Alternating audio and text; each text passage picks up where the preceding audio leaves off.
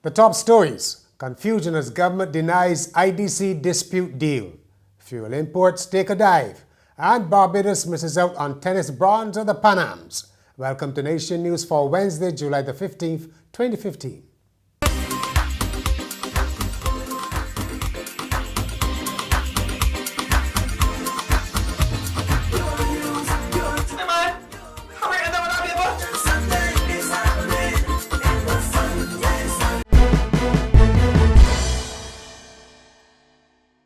Did the unions jump the gun? And are we back to square one?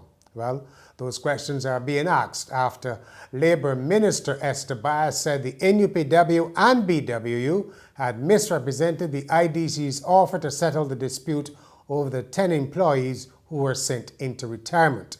In a statement issued hours ago, Dr. Byers said the IDC had not withdrawn the redundancy letters and the workers would not be resuming their jobs. Further, she said there was an agreement that there would be no statement to the media until a final agreement had been hammered out, and that was after the union had returned to the social partnership which served as a conciliator.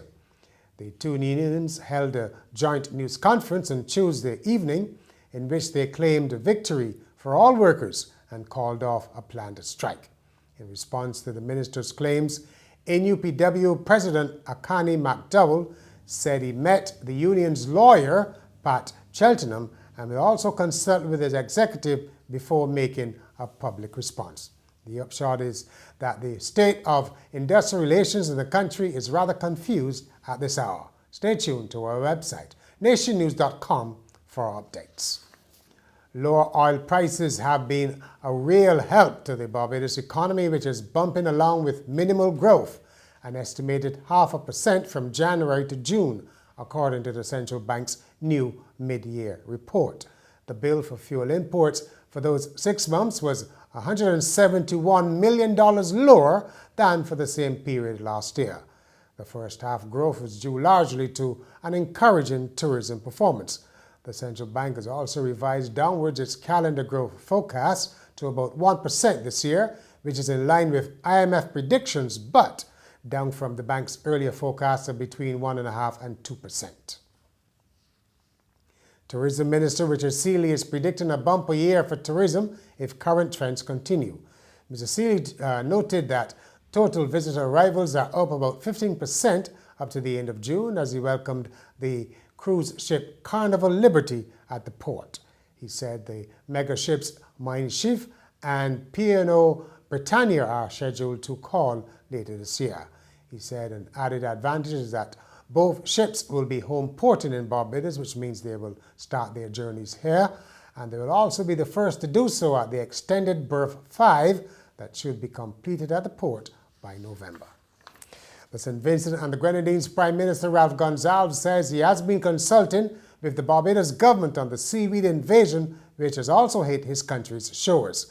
Dr. Gonsalves says he's disappointed that the UWI hasn't been able to explain the phenomenon. Permanent seating for the Fairchild Street bus terminal is unlikely to be ready anytime soon. You may remember the transport authorities had to rip out the old seats because of a bug infestation and commuter complaints that they were being bitten. Temporary seats have been installed, but some travelers say there are too few of them. The director of the Transport Authority, Alex Linton, told Nation News that it will take about 2 more weeks before the terminal is completely cleaned. New seating will follow sometime after, once a budget is approved. In sport, Darian King and Hayden Lewis have missed out on the bronze medal in men's doubles tennis at the Pan Am Games in Toronto. They lost 6-3, 6-love to the Colombian pair of Emilio Gomez and Gonzalo Escobar in 47 minutes. Barbados remains without a medal at the Games, whose organizers have announced that Kanye West will headline the closing ceremony. So there's still something to look forward to for those who don't medal. And finally, if you think you pamper your pet too much, you've got nothing on a guy from China.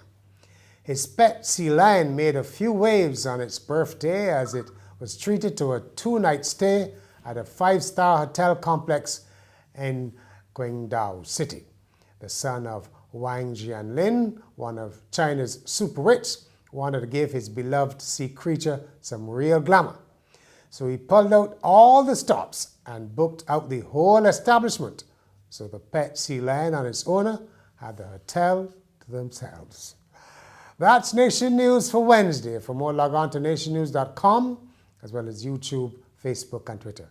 And remember to pick up your Daily Nation on Thursday or subscribe to our e-paper.